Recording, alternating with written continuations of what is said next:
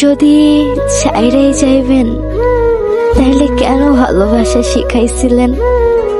কেন মিথ্যা মায়ে জড়াইছিলেন? কেন আমার জীবনটা নষ্ট করলেন?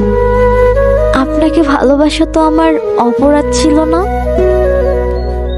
তাহলে কেন আমার সাথে নাটক করলেন?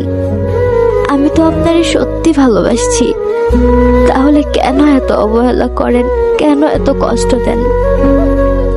আপনাদের ছাড়া আমার দম বন্ধ হয়ে আসে, আপনি কেন বোঝেন না?